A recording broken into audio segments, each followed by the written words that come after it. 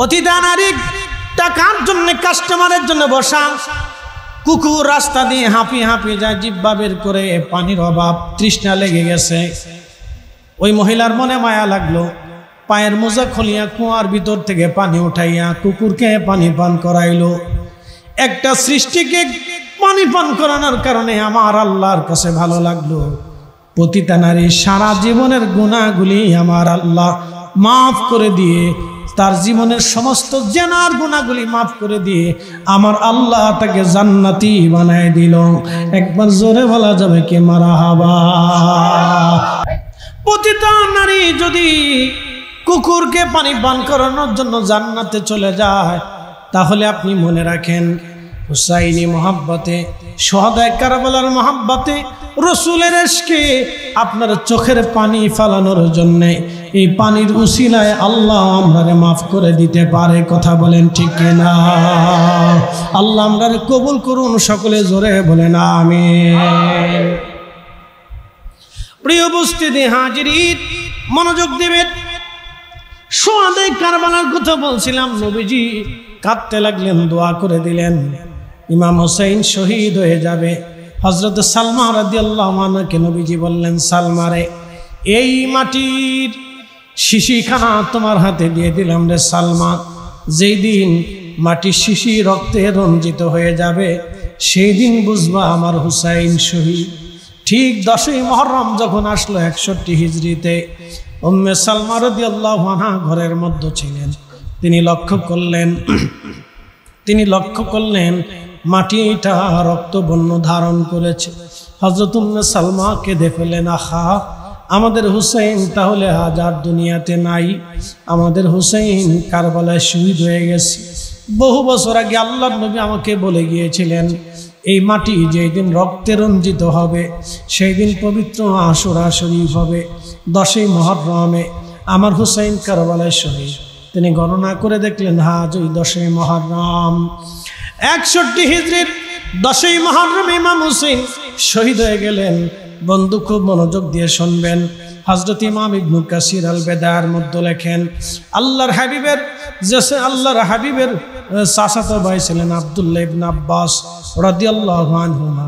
তিনি কাবা শরীফে ঘুমিয়েছিলেন ওই 10ই মুহররম আশুরার দিনে, আসরের নামাজের পরে। কাবা শরীফের দেওয়ালের সাথে আসরের নামাজ পড়ে তিনি হেলান দিয়ে বসেছিলেন, ঘুমিয়ে পড়লেন। স্বপ্ন দেখতেছে রহমতের নবীজির হাত মুবারকের মধ্যে রক্ত দেখা যায়, আল্লাহর নবীর চুল দাড়ি মুবারক এলোমেলো, নবীজির জুব্বা মুবারকে ধুলাবালি লেগে আছে। ঠিক তখন আল্লাহর হাবিবকে দৌড়াইয়া কাঁদতে কাঁদতে নবীজি মক্কার দিকে আসতেছিলেন।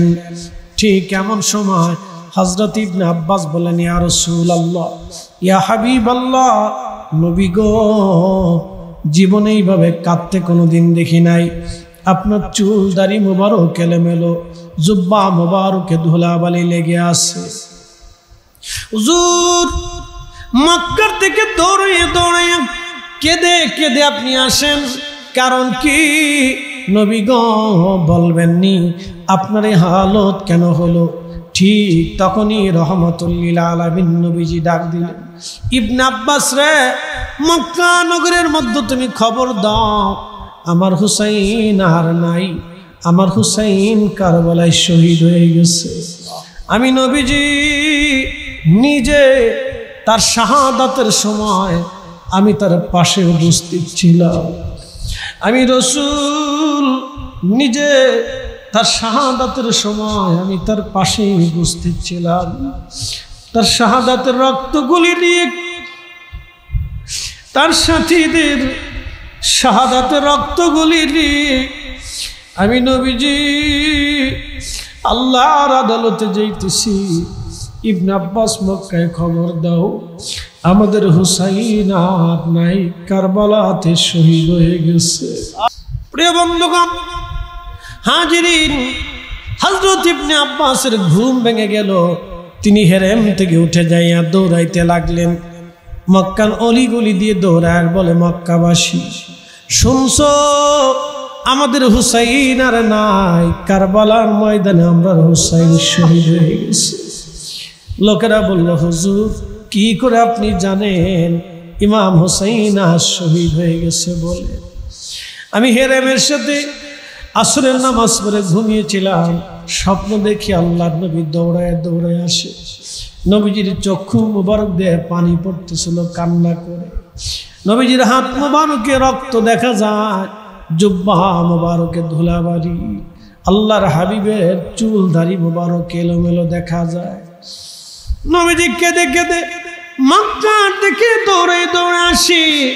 আমি ইবনে আব্বাস ডেকে বলতেছি, হুজুর কি করে আপনি কাঁদেন, এই হালত কেন?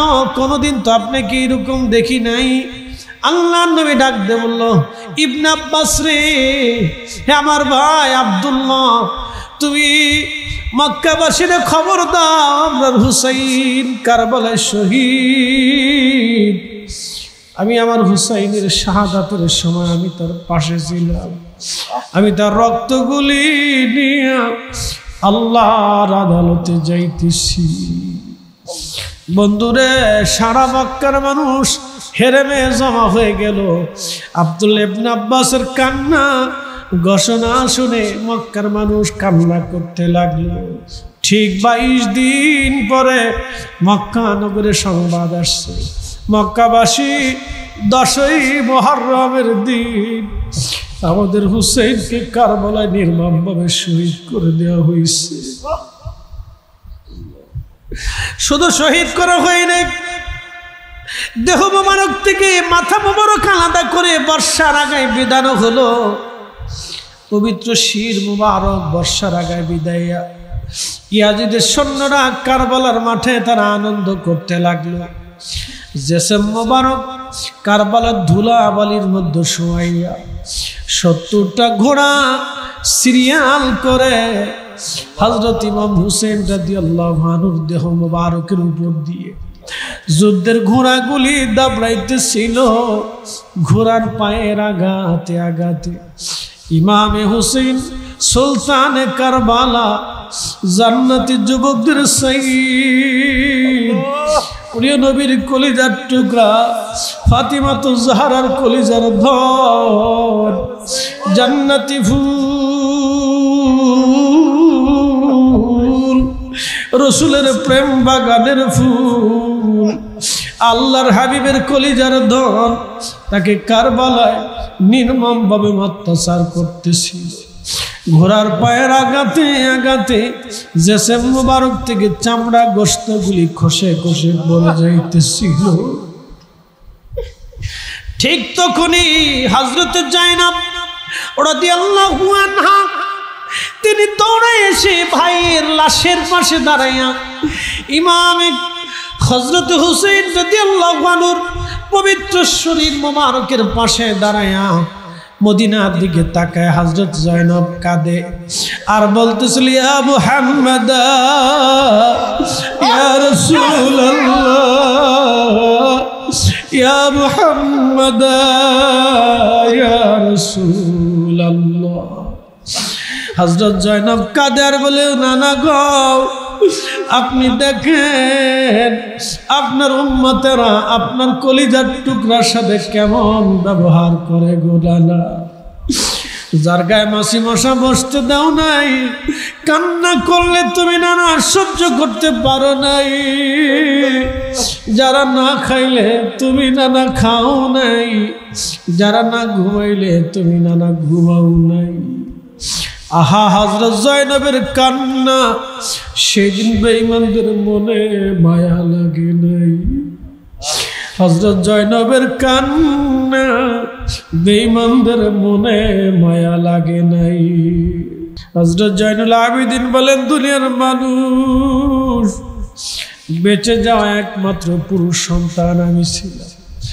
নবী বংশের মধ্যে আর কোনো পুরুষ সন্তান সেদিন জীবিত ছিল না, একমাত্র আমি বেঁচে ছিলাম। তারিখের মধ্যে আসছে ইমাম জয়নুল আবেদিন যখন মদিনাতে থাকতেন, উনি যখন মদিনার মধ্যে ফিরে আসলেন, মানুষেরা ওনার হাতের মধ্যে পানির পেয়ালা নিয়ে দিত পানি পান করানোর জন্য। ওনার সামনে খানা আনার পরে খানাগুলি যখন সামনে আসতো ওনার চক্ষু বেয়ে বেয়ে পানি পড়তো। ওনার হাতের মধ্যে পানির পেয়ালা দিলে জয়নুল আবেদিন রাদিয়াল্লাহু আনহুর হাতগুলি কাঁপতে থাকতো। লোকেরা জিজ্ঞেস করলো, ইমাম জয়নুল আবেদিন,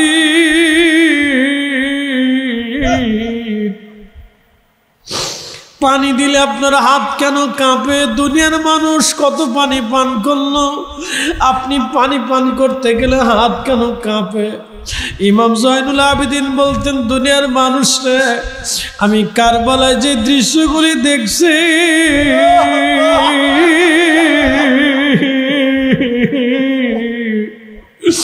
আমার ভাইদের শাহাদাতের যে দৃশ্যগুলি দেখেছি, আমার আব্বা হুজুর সুলতানে কারবালার শাহাদাতের যে দৃশ্য দেখছি, আমার বোন আম্মাজান ফুফু আম্মাজানদের যে দৃশ্যগুলি আমি দেখছি,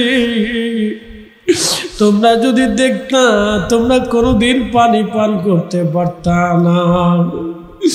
আমি যখন পানি পান করি, আমার সামনে যখন খাবার আসে, আমার ছোট ভাই আলী আসগরের কথা মনে পড়ে যায়, আমার বড় ভাই আলী আকবরের দৃশ্যগুলি মনে পড়ে যায়, আমার বড় ভাই ইমাম কাসেম রাদিয়াল্লাহু আনহুর কথাগুলি মনে পড়ে যায়, আমার চাচা আব্বাস আলামদরের কথা মনে পড়ে যায়, আমার সাথীদের কথা মনে পড়ে, আত্মীয় স্বজনদের কথা মনে পড়ে যায়। কারবালার দৃশ্যগুলি আমার ফুটে ওঠে। আমি খাইতেও পারি না, পানি পান করতে পারি না, ওই দৃশ্যগুলি আমার কলিজার মধ্যে বারবার বিঁধে উঠে। প্রিয় উপস্থিতি, কারবালার ঘটনা অত্যন্ত মর্মান্তিক। আল্লাহ এত কঠিন ভাবে নির্মম ভাবে তাদেরকে শহীদ করানো হয়েছে। প্রিয় ভাইরা আমার, বাবাজিরা আমার, মায়ের আমার, বোনেরা আমার, মনোযোগ দিয়ে শুনবেন। আল্লাহ রসুল ডাক দিয়ে বলেন, উম্মত, তুমি যদি কাবার রোকনের ভিতরে নামাজ পড়ো, ওই অবস্থায় তুমি যদি মারা যাও, ওই অবস্থায় তুমি যদি রোজা রাখো, কাবার রোকনের ভিতরে তুমি যদি নামাজ পড়ো, ওই অবস্থায় যদি রোজা রাখো, ওই অবস্থায় তুমি যদি মারা যাও, কিন্তু রহুয়া মুবগিদুল আহলি বাইতিন নবী সাল্লাল্লাহু আলাইহি ওয়াসাল্লাম, ওই অবস্থায় মারা যাওয়ার সময় যদি তোমার অন্তরের ভিতরে আহলে বাইতে রাসূলের মোহাব্বত না দিয়ে যদি দুশ্মনী থাকে, আমি রাসূল বলে গেলাম, কাবা শরীফের রোকনেও নামাজ পড়লে তুমি জান্নাত পাবা না, রোজা রাখলেও জান্নাত হবে না, কাবার রোকনের ভিতরে মারা গেলেও তোমার জান্নাত হবে না, যদি আমি রাসূলের আহলে বাইতের প্রতি তোমার বিদ্বেষ থেকে থাকে। আমি নবীর আহলে বাইতের প্রতি যদি তোমার বিদ্বেষ থাকে, ওই অবস্থায় মারা গেলে তুমি জান্নাতে যাবে না। মুস্তাদরিক হাকিম লি সহিহাইনের হাদিস, ইমাম যাহাবী আত-তালখিজ হাদিসকে সহিহ বলেছেন। ইয়াজিদের প্রশংসা করতে চাই, ইয়াজিদের পক্ষ যারা অবলম্বন করে, আমরা মনে করি সব শয়তানের দালাল। কথা বলেন ঠিক কিনা? প্রিয় উপস্থিতি, আমার প্রিয় ভাই কাজী নজরুল ইসলাম হেলালি সাহেব, তিনি আমাকে বলেছেন কারবালার আলোচনা তুলে ধরার জন্যে। আমি কারবালার আলোচনা তুলে ধরবো আংশিক, কিন্তু আগে আপনাদেরকে রহস্য উন্মোচন করাই দিয়ে যাই। প্রত্যেক মারিফতের মারিফত আছে, প্রত্যেক ভেদেরও ভেদ আছে, প্রত্যেক সৃষ্টির মধ্যে আল্লাহর রহস্য আছে, প্রত্যেক সৃষ্টির মধ্যে আল্লাহর রহস্য আছে। আপনি দেখেন আপনার বডির মধ্যে একটা রুহু আছে, কোনোদিন আপনি দেখেন নাই। আজ পর্যন্ত বিজ্ঞানীরা এত কিছু আবিষ্কার করলো, কিন্তু রুহু কোন দিক দিয়ে চলে যায় বিজ্ঞানীরা আজও পর্যন্ত আবিষ্কার করতে পারে নাই। ডাক্তারের সামনে আইসিইউর ভিতরে কাচের গ্লাসের ভিতরে নিবিড় পর্যবেক্ষণের ভিতরে রোগী চলে গেল, রুহু আল্লাহ নিয়ে গেল।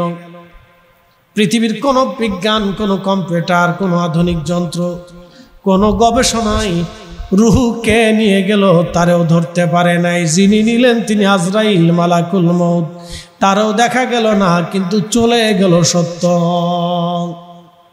তার অর্থ হলো আমরা আল্লাহর হুকুমে আসছি, আবার আল্লাহর হুকুমে চলে যাব। মাঝখানে একটা রহস্য।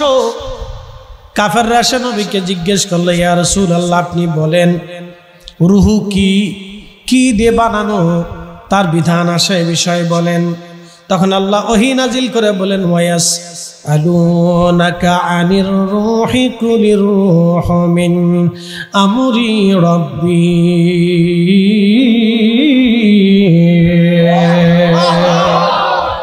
দশরার 10 তারিখে আমার আল্লাহ ইমাম হুসাইন রাদিয়াল্লাহু আনহু কারবালায় শহীদ হলেন। তিনি শহীদ হয়ে যাবেন এই কথা আমরা বলি না, এটা আল্লাহর ফয়সালা।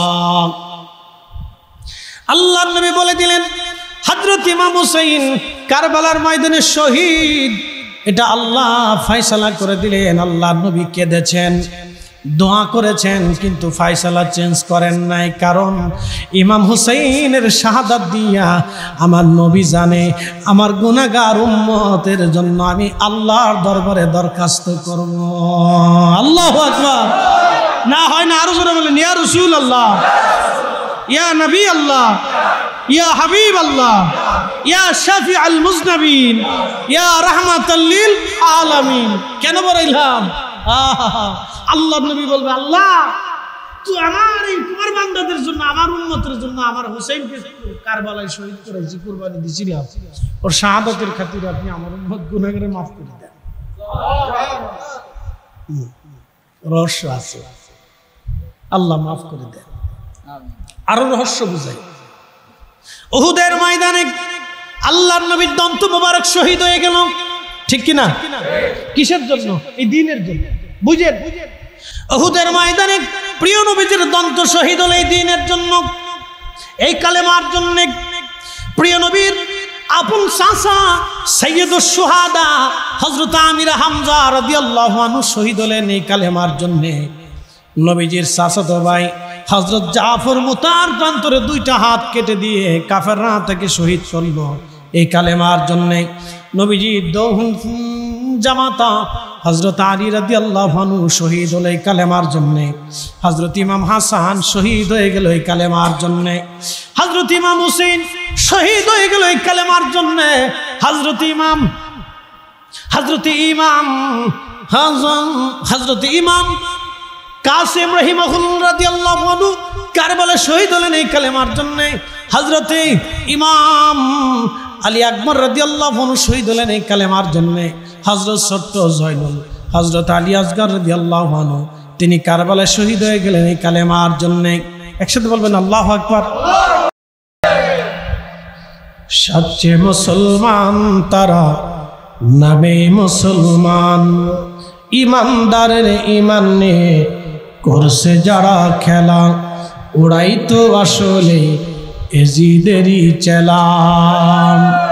দাড়ি টুপি পাগড়ি আছে দেখতে মাওলানা, ভিতরে নেই রসুল প্রেম ইয়াজিদে ভরা, ঠিক কিনা? প্রিয় উপস্থিতি, মনোযোগের সাথে কথাগুলি শুনবেন। শুহাদায়ে কারবালার আলোচনা যত করি ততই চোখের পানি ধরে রাখা যায় না। ইশকে রসুল দিয়ে আল্লাহ আমাদের কলিজা যেন জিন্দা বানায় দেয়। সকলে আওয়াজ তুলে বলেন আমিন। যার কারণে জগত সৃজন রে দেখো, চন্দ্র সূর্য তারা শূন্য ভরে, আসে অচল চলে ধর ধরে নবী পদবিনে ভাব সবই মিশে। ইমান ও মহাব্বত নবী মুস্তাফাই রে, ইমান ও মহাব্বত আমার নবী মুস্তাফাই রে। জাহান্নামে পড়ে থাকি নাহি কোনো ভয় রাখি, জাহান্নামে পড়ে থাকি নাহি কোনো ভয় রাখি। ইশকে মুহাম্মাদির মালা যদি গলায় রয় রে, ইশকে মুহাম্মাদির মালা যদি গলায় রয় রে। মারহাবা বলবেন না? বুঝে যাবেন শাহাদায়ে কারবালা ছোট করে দেখার সুযোগ নেই ভাই। সেই দিন যদি ইমাম হুসেইন মিথ্যার সামনে মাথা নত করতেন তাহলে এই উম্মাত ধ্বংস হয়ে যেত। বুঝেন নাই মনে হয়? আজকের কোরআন ঠিক পাইতেন না, হাদিসও ঠিক বুঝতেন। যদি সেই দিন তিনি শহীদ না হয়ে কাফেরের সামনে মিথ্যার সামনে মাথা নত করতেন এই উম্মত ধ্বংস হয়ে যেত। এই উম্মতের ইনসাফ থাকতো না, ন্যায় থাকতো না। এই উম্মত কাফেরের সামনে, বেঈমানের সামনে, মুনাফিকের সামনে সারা জিন্দেগি মাথা নত করে থাকতো, সারা জীবন মাথা নত করতেন। ওনার শাহাদাতের কারণে আজকে আমরা সঠিক ইসলাম পেয়েছি। ওনার শাহাদাতের জন্য ইসলাম জিন্দা হতা হে হার কারবালা কি বাত।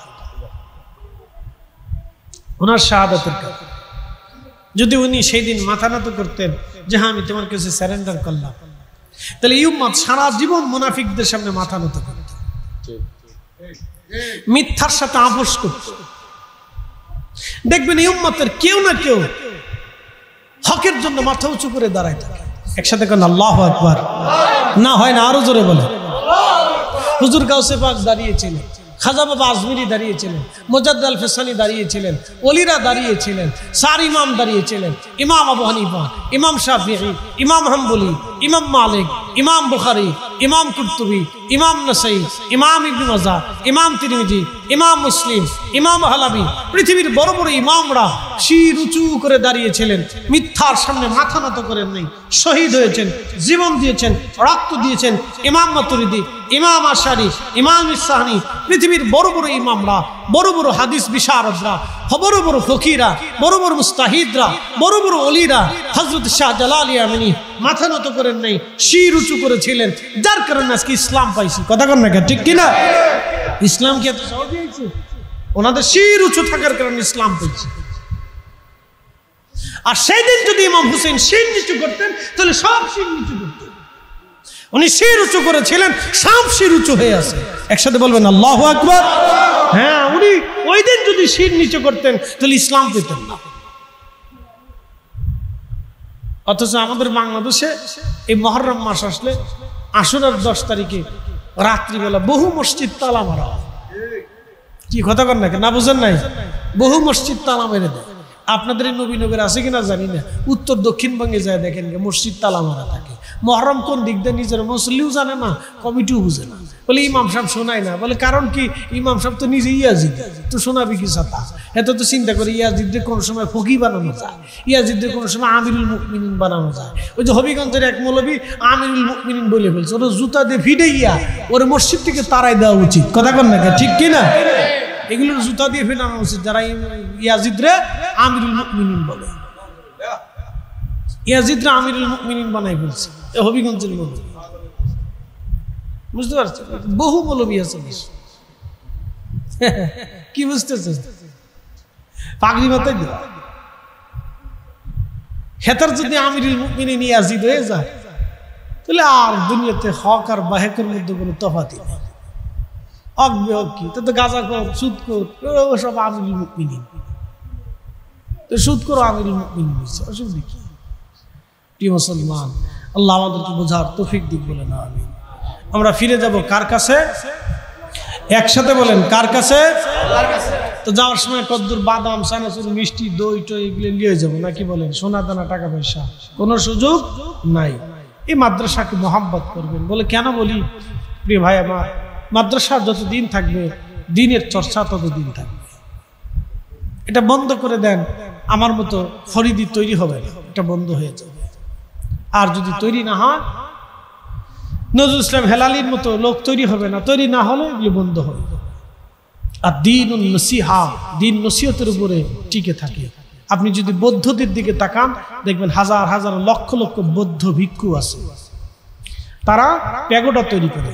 আমি গিয়েছিলাম ভুটানে, তো ভুটান সফরে যাওয়ার পরে আমার বললো তাহলে চলেন আমরা বৌদ্ধ মন্দির দেখে আসি, ভুটানের জাতীয় বৌদ্ধ মন্দির। ভারতের জায়গা থেকে মাহফিল করলাম, তো জায়গার মাহফিল শেষ করার পরে রাত্রিবেলা বিশ্রাম করলাম। তো পরের দিন মুসল্লিরা বললো হুজুর আপনারে ভুটান নিয়ে যান। তো তখন ভারতের পাসপোর্ট দিয়ে ভুটান যাওয়া যেত, এখন কি সিস্টেম জানি না। তো ভারতের ভিসা দিয়ে আমি ভুটান ঢুকলাম। ভুটান ঘুরতে ঘুরতে জাতীয় বৌদ্ধ মন্দিরে ঢুকলাম।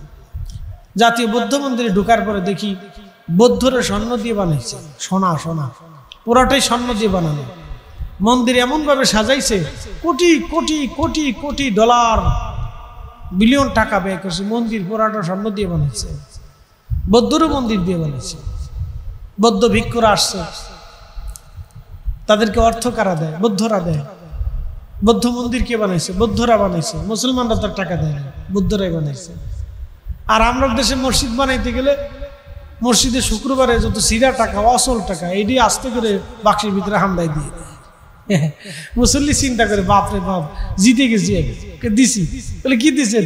মসজিদে দিয়েছি। দোস্ত কি দিছি? সিরাটা দিয়েছি। যা, বিরাট ফজিলতের কাজ করছে, বিরাট খুশি হয়। সিরাটা দিয়েছি, সালাই দিয়েছি। আমার এক মসজিদের মুতল্লি একদিন বলতেছে, হুজুর একটু ওয়াজ করে দেন। কি ওয়াজ করবো? খালি সিরা টাকা পয়সাটা। আর জমাতে অনেক টাকা ওঠে, 20-30 হাজার টাকা ওঠে প্রত্যেক জমাতে, শুধু ব্যাগ কালেকশন। তো বলতেছে হুজুর দোয়া করে দেন, একটু ওয়াজ করে দেন যে সিরা টাকার ফসা টাকা না দেয়। পরে একদিন ওয়াজ করলাম যে জান্নাত কি ফসাটা চান? কয় না। জান্নাত কি সিরাটা চান? কয় না। তো সিরা টাকা যারা দেন তারা এগুলি কইরেন না, আপনি সিরাটা দিবেন, আল্লাহ সিরাটা দিয়ে দেন, অসুবিধা নেই। পরে তো একটু কমছে। বাঙালি তো মসজিদে জুতা চুরি করে নিয়ে যায়, মসজিদের ফ্যান চুরি করে, মাইক চুরি করে। মুসলমান মসজিদের মাইক কি হিন্দু চুরি করতে আসে? তো কেটাই চুরি করে? মুসলমানটাই করে। মসজিদের জুতা চুরি তো কোনো বৌদ্ধ করতে আসে না, আসেনি, কোনো বৌদ্ধ জীবনে আসে না। কে করে? মুসলমানই করে। এরও মানুষ, তেরো যদি মানুষ হয় তো শিল কুত্তা কেনা। কুকুরকে আপনি দোষ দিতে পারবেন না, তো আপনি কুকুরকে খাওয়ান, আদর করেন, ও বেইমানি করবে না। কি কথা বলেন? কুকুর বেইমানি করে? জীবনও ও মরে যাবে, বেইমানি করবে না। আপনি একটা গরু ছাগল পালেন। আজকে এক ভিডিওতে দেখলাম এক ব্যক্তি ছাগল পালত। ছাগলের নাম কি লিলু না লিলি কি যেন ছিল। হে ছাগলকে খাওয়াইয়া তারপরে নিজে খাইতো। হে মারা গেছে, তার জানাজাতে লোক এসে, ছাগল এসে দাঁড়ায় নিচ্ছে লাশের পাশে। বুঝেন? এবার এরকম দুনিয়াটা এরকম। ভালোবাসবেন, ভালোবাসা পাবেন। ভালোবাসবেন, ভালোবাসা পাবেন। দয়া দিবেন, দয়া পাবেন। মাল্লাম ইয়ারহামিন্নাস ওয়ামাল্লাম ইয়ারহামিল্লাহ। আল্লাহ বলেছেন, যে মানুষকে দয়া করে আমি আল্লাহ তাকে দয়া করি, যে মানুষকে দয়া করে না আমি আল্লাহ তাকে দয়া করি। হিসাব সহজ। দিবেন, পাবেন। দান করবেন, পাবেন। দিবেন না, পাবেন না। বলে হুজুর খ্রিস্টানদেরকে আল্লাহ এত দিছে কে? যায় দেখেন, খ্রিস্টানরা বিলিয়ন ট্রিলিয়ন কোটি টাকা দান করে। রোহিঙ্গাদেরকে কে খাওয়ায়? আপনি খাওয়ান। রোহিঙ্গাদেরকে তো এই যে এত বছর ধরে আপনি 1 টাকাও দেন না, তো কে খাওয়ায়? খ্রিস্টানরা খাওয়ায়। ونشهد أن محمدا عبده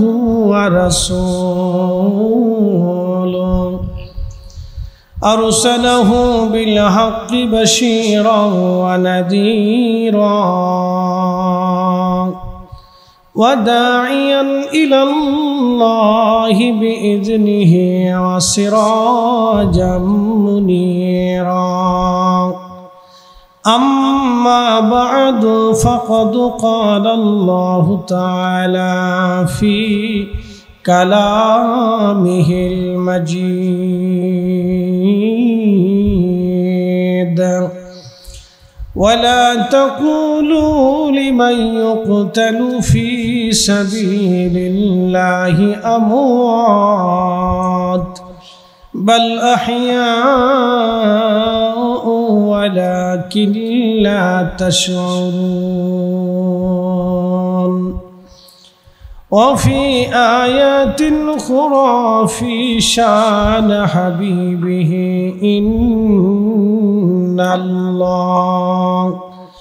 إن الله وملائكته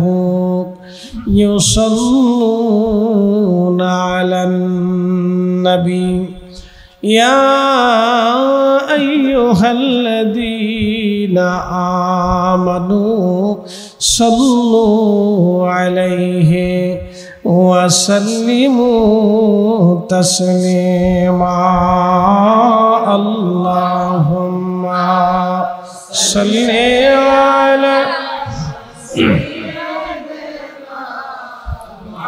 مولانا محمد وعلى سيدنا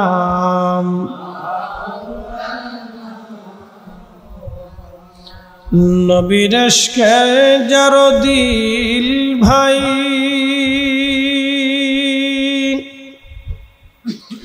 এ ভুবনে কাঁদে না রোজ হাসরে ভাইজান তারা নবীজির দেখা পাবে না আল্লাহুম্মা সাল্লি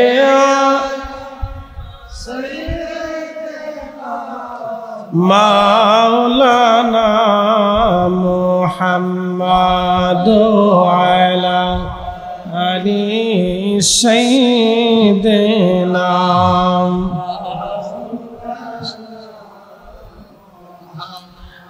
এ পৃথিবী এমনি থাকবে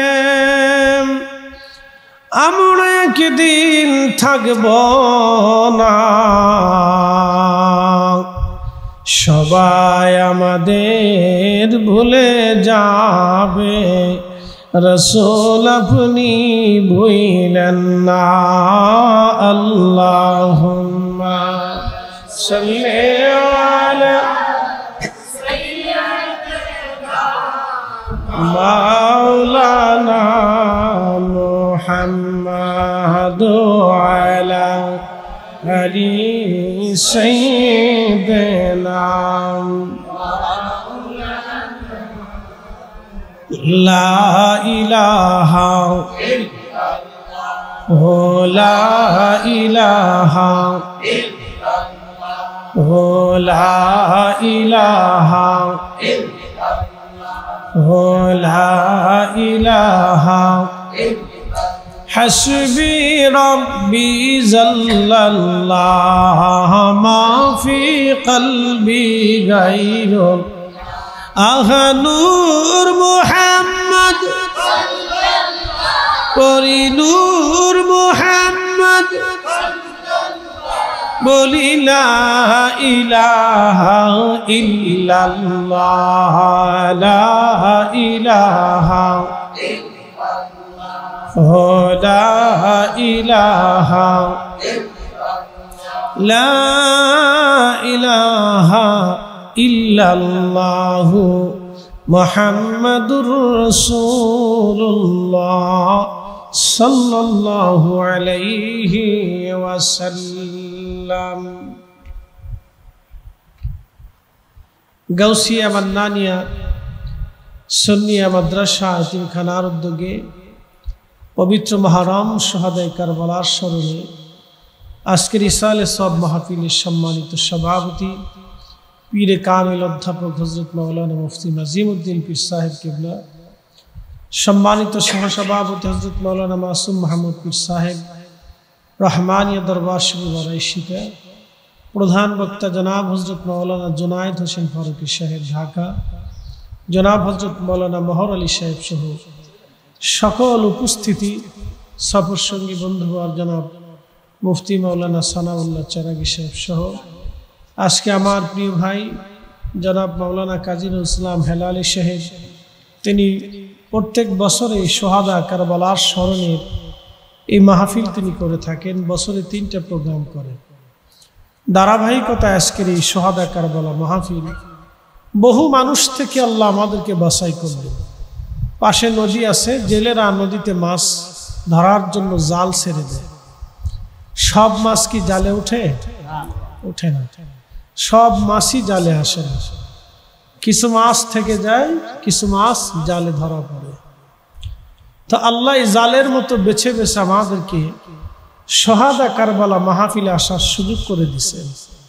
সেই জন্য মহান মনিবের আসমানে আমরা শুকরিয়া করে একসাথে বলি আলহামদুলিল্লাহ।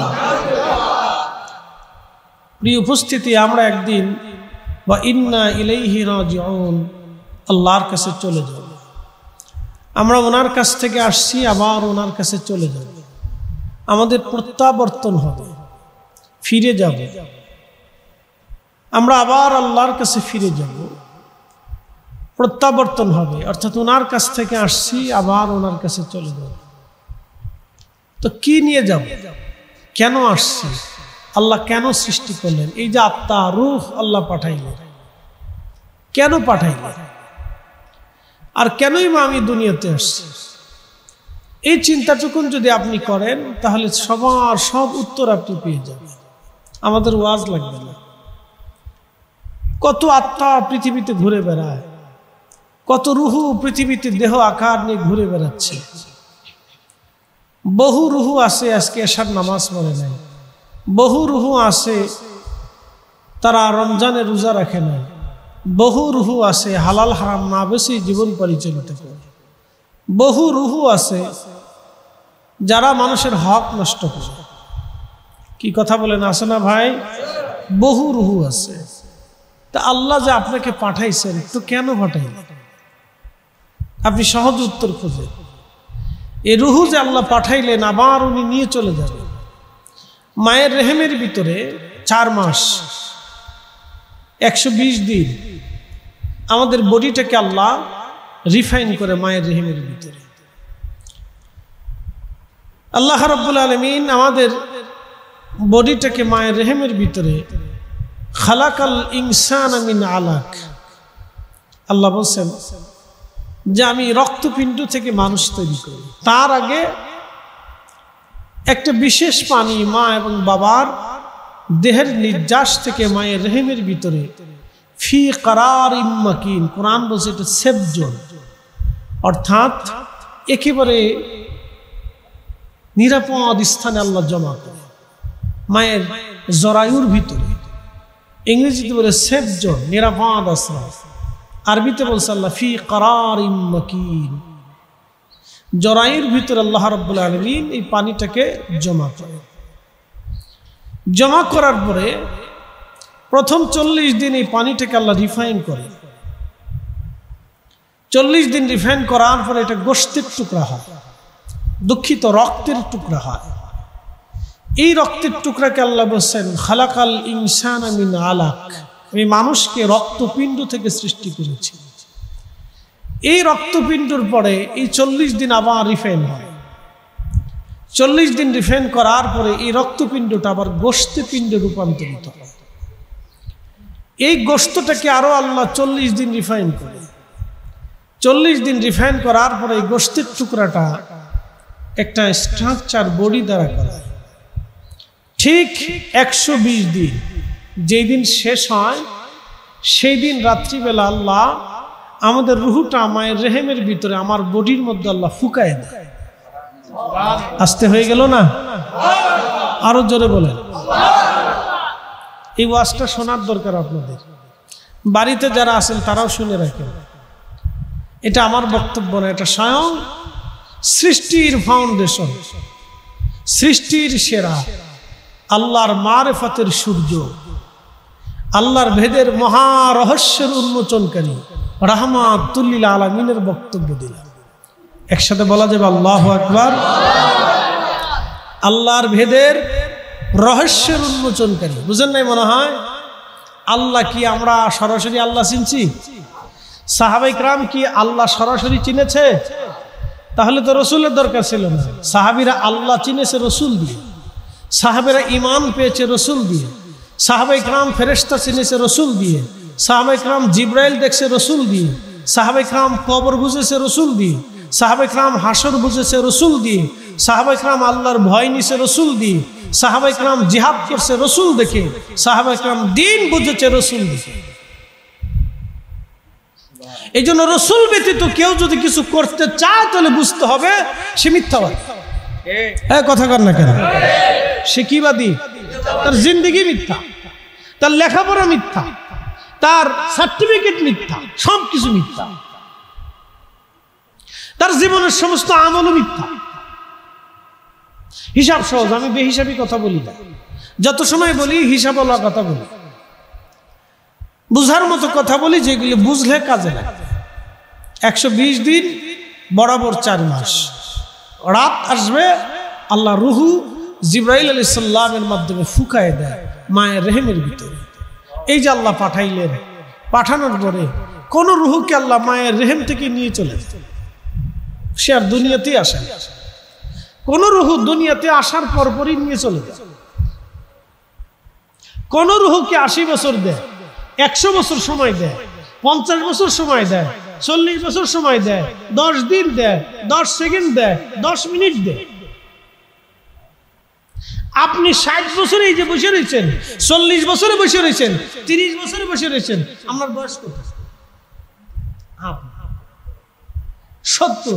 70 বছর আপনাকে বসায় রাখছে কি?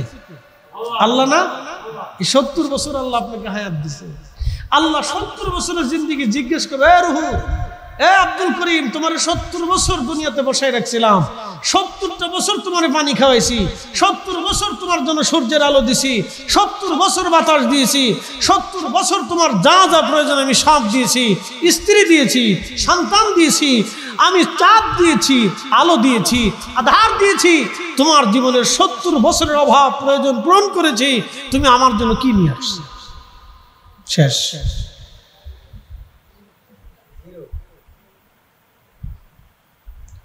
উপস্থিতি, কথাগুলো আমাদেরকে বুঝতে হবে। এই কথা যে বাড়ি পর্যন্ত নিতে পারবে সে সাকসেস হবে, যে আল্লাহ আমাকে কেন পাঠাইলেন। আল্লাহ বানাইলেন কত জাতি, হইল না তোর প্রেম প্রীতি। বুঝেন নাই কথা? বাঘের সাথে, শ্রীগালের সাথে, গরুর সাথে, পশু পাখির সাথে আল্লাহর প্রীতি হয় নাই। জিনের সাথেও আল্লাহর প্রীতি হয় নাই। যদি জিনদের সাথে আল্লাহর প্রীতি হতো তো জিনদের ভিতরে আল্লাহ গাউসে পাক পাঠাইতো। কথা বুঝেন নাই মনে হয়? যদি জিনদের সাথে আল্লাহর প্রীতি হইতো তাহলে জিনদের ভিতরে খাজা বাবা আজমিরি পাঠাইতো, জিনদের ভিতরে মুজাদ্দিদ আল ফিসানি পাঠাইতো, জিনদের ভিতরে বাহাউদ্দিন নকশবন্দ বুখারী পাঠাইতো, জিনদের ভিতরে হযরত শাহজালাল ইয়ামানি পাঠাইতো, জিনদের মধ্যে কুতুবউদ্দিন কাকি আসতো, জিনদের ভিতরে নিজামউদ্দিন আউলিয়া আসতো, জিনদের মধ্যে আলী ফাহমুদি তুসি আসতো, নিজামউদ্দিন আউলিয়া আসতো, বাইজিদ বুস্তামি আসতো, আবুল হাসান খেরকানি আসতো। এরকম বড় বড় ওলি বুজুর্গরা জিনদের ভিতরে আসতো। জিনদের ভিতরে কোনো বুজুর্গ পাওয়া যায় না। জিনদের সাথে আল্লাহর প্রীতি হয় নাই।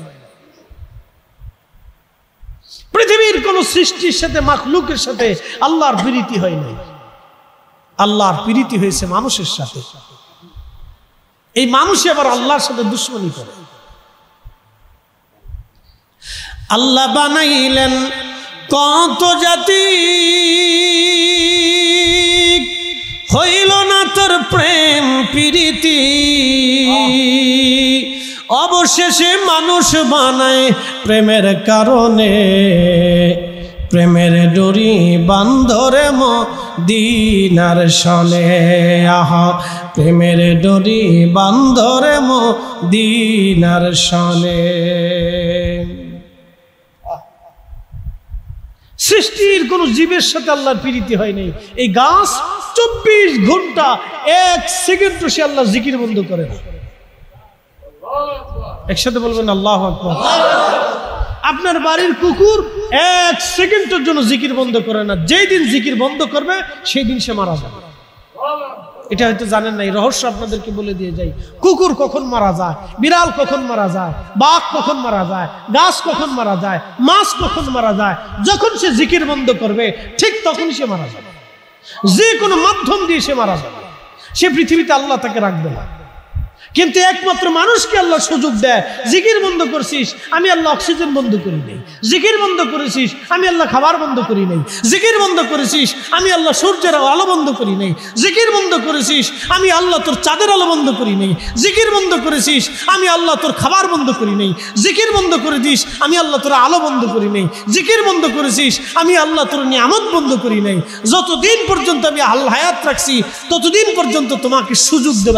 রুহু, তোমাকে দুনিয়াতে পাঠাইছি ওয়াসআলুনাকা আনির রূহ মানুষ তোমাকে জিজ্ঞেস করলো রূহ কি হুজুর আপনি বলে দেন কুলির রূহু মিন আমরি রাব্বি এটা আমি আল্লাহর হুকুম দিছি গেছে হুকুম দেব চলে আসবে আল্লাহু আকবার হুকুম কে দিছে আল্লাহ হুকুম দিবে কে আল্লাহ দিছে আসছি আবার দিবে চলে যাবে শেষ এবার যত পারেন অন্যের জমি নিয়ে মারামারি করেন অসুবিধা নেই হাসরের ময়দানে দাঁড়াইতে হবে কোনো সমস্যা কতদিন খাবেন 60 বছর খাবেন জমি নিয়ে খুব মারামারি 1 ইঞ্চি জমি ছাড়ে না ভাই ভাইরে খুব হয় সন্তান পিতারে জবাই করে ছি ছি ছি এরা বলে মানুষ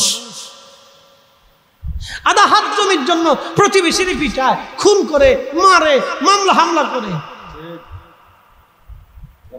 আরেকজনের জমি কেড়ে নেওয়ার জন্য উদগ্রীব হয়ে পাগল হয়ে বসে রয়েছে ভাই বোনের জমি দখল করছে দেবে না আশুগঞ্জে 4টা দোকান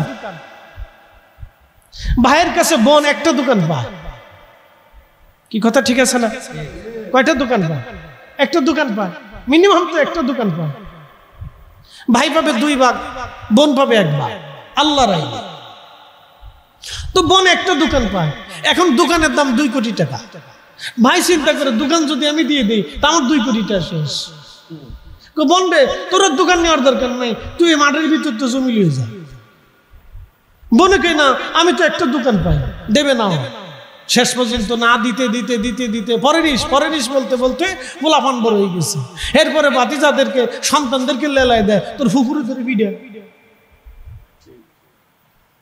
কতদিন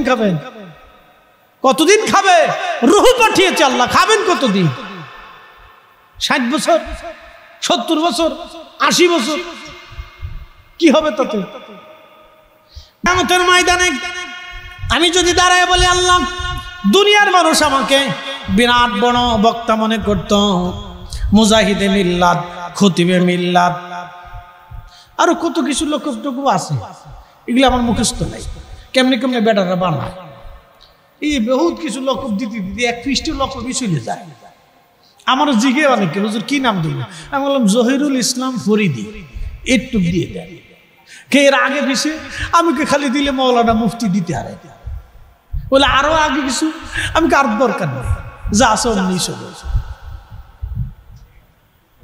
কবরে কি মুফতি দিয়ে কাজ হবে আমি যদি যাই হাসরের ময়দানে বলি আল্লাহ আমি মুফতি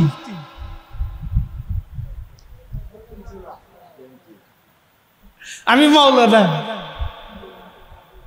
প্রিন্সিপাল শাইখুল হাদিস মুনাজারে বিল্লাহ খতিবে আজম কিচ্ছু না এইগুলো দিয়ে যদি বেহেশত পাওয়া যেত তাহলে ওয়াসাল কারণে কিছুই পেত না জীবনে কোনোদিন মাদ্রাসায় পড়ে নাই বারান্দাও গেছে না কি কথা কন না কে জীবনে কোনোদিন মাদ্রাসার বারান্দাও গেছে না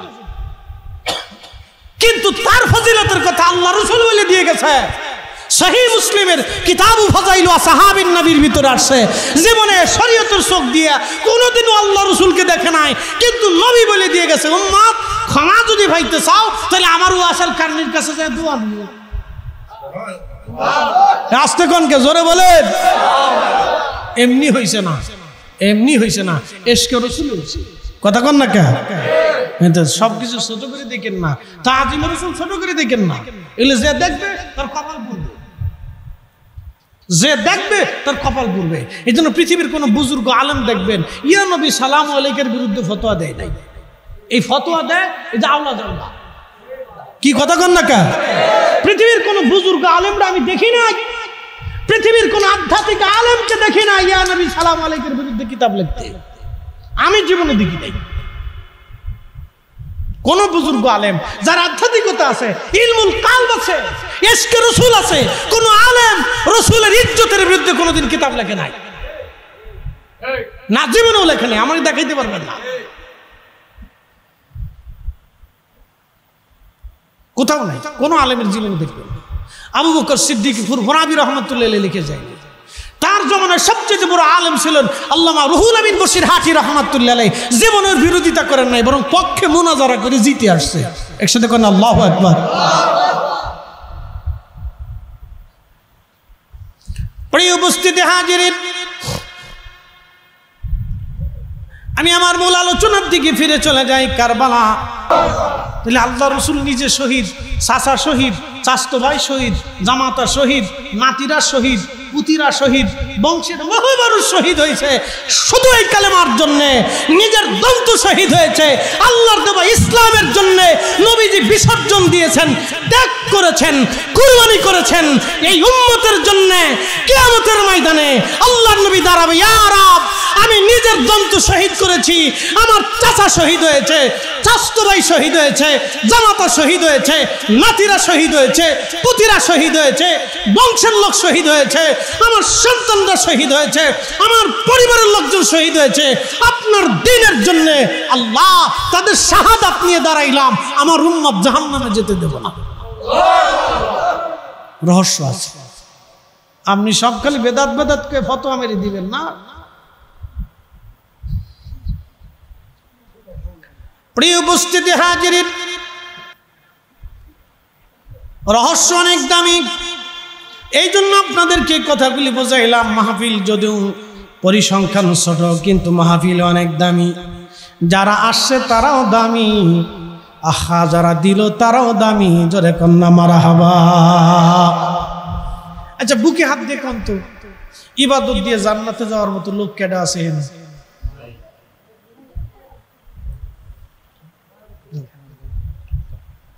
ইবাদত দিয়ে জান্নাতে যাওয়ার মতো খেডা আছে? এরকম কোন ইবাদত আসেনি আমরা আসেনি, কিন্তু আল্লাহ মাফ করবে। মারহাবা করো। আসতে হয়ে গেছে না? জোরে বলে, জোরে জোরে। না না, ভয় ভাইয়ের না, আরো জোরে কর না। আল্লাহু আকবার। মাফ করবে কে? জোরে বলেন কে? আল্লাহ করবে। আল্লাহ মাফ করবে, চিন্তা নেই। কিন্তু মাফ চাইতে হবে, মাফ পাওয়ার কাজ করতে হবে। ঘরে বসে থাকলে হইতো না। মানে আপনি যদি চিন্তা করেন যে মেঘনা নদীর ফুটি মাছ খাম, ঘরের ভিতরে হুই হয়ে বিছনার ভিতরে শুয়ে শুয়ে চিন্তা করেন, আহা ফুটি অহন যদি পাইতাম তোরে, তো বাজ্যে বাজ্যে খাইতাম। ফুটি পাইতে হলে আপনাকে জলে নামতে হবে, জাল ফেলাইতে হবে, চেষ্টা করতে হবে। কথা ঠিক আছে কিনা? চেষ্টা করতে হবে। প্রিয় উপস্থিতি হাজিরিন, একেবারে লম্বা করব না, যেহেতু এটা একবারে আমাদের পারিবারিক পরিবেশ হয়ে গেছে। শুধু আপনাদেরকে কারবালার মাহাত্ম্যটা আপনাদেরকে বুঝাইলাম। মনোযোগ দিয়ে কথা শুনে যাবেন। আজ কারবালার রহস্য আছে অবশ্যই। মাহফিল ছোট না, অনেক দামি মাহফিল। এই মাহফিল কিয়ামতের ময়দানে আমাদের নাজাতের জরিয়া হয়ে যাবে। জোরে বলেন না মারহাবা। চিৎকার মেরে বলে আল্লাহু আকবার। বিশ্বাস হয় না? কথা কর না, বিশ্বাস হয়নি? হ্যাঁ, প্রতিটা নারী টাকার বিনিময়ে দেহ ব্যবসা করছে, সহিহ বুখারীতে আসছে। প্রতিটা নারী। আচ্ছা বলেন তো, আমি যদি জিজ্ঞেস করি ভাই আপনার ফুলাটা বিয়ে দিবেন না? আমরা হুজুর দিব। ভালো ভাবতে আছে, ঢাকা শহরে মাস্টার্স কমপ্লিট করা মেয়ে, ভালো চেহারা সুন্দর, কিন্তু প্রতিটার ব্যবসা করে। আপনার পোলার লগে মেয়ে বিয়ে দিবেন নি আপনারা? আমি বললেও দিতেন না, সোনা গান্ধার হিসাব হুজুর করলেও আপনারা দিবেন না। না, এইটা হয় নাকি? এটা আপনি দিতেন না। তার মানে প্রতিটা নারীরা হচ্ছে এই মানব সমাজের সবচেয়ে নিকৃষ্ট নারী। কথা ঠিক আছে না? কিন্তু যারা পতিতাদেরকে ভোগ করে তারা মনে হয় খুব উৎকৃষ্ট, নাকি বলেন? কি বুঝতেছেন? যারা পতিতাদেরকে টাকা দিয়ে ব্যবহার করে ওরা মনে হয় উৎকৃষ্ট, নাকি বলেন? ওরাও নিকৃষ্ট। কথা কন না কেন? যারা পতিতা নারী টাকা দিয়ে দেহ বিক্রি করে এরাও নিকৃষ্ট, আর তাদেরকে যারা পতিতা বানাইছে ওরাও নিকৃষ্ট। ওরা হলো বেশি নিকৃষ্ট, ওরা হলো বেশি নিকৃষ্ট। প্রিয় উপস্থিতি হাজিরিন, ভালো করে শুনে যান। আল্লাহুম্মা সাল্লি আলা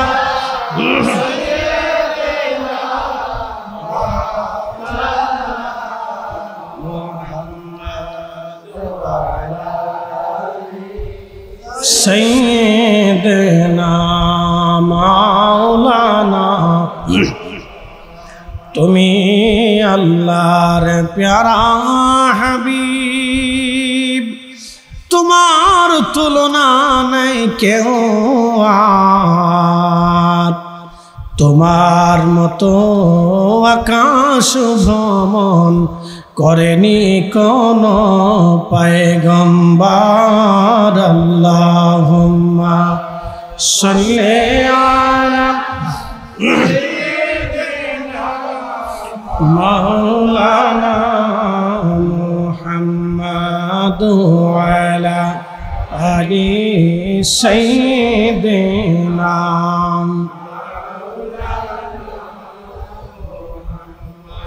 প্রিয় উপস্থিতি হাজিরিন, আখেরি সালাম লন ওহে নানা জান, আপনার হুসাইন যায় কারবালার ময়দান গো নানা, কারবালার ময়দান। কারবালার ময়দানে যাইয়া দিব গলা কাটাইয়া, কারবালার ময়দানে যাইয়া দিব গলা কাটাইয়া। আর নয়া শিব ফিরে নানার নয়া শিব ফিরে মদিনা মুকাম, আপনার হুসাইন যায় কারবালার ময়দান। আখেরি সালাম লন, আখেরি সালাম লন ওহে নানা জান, আপনার হুসাইন যায় কারবালার ময়দান গো নানা, কারবালার ময়দান।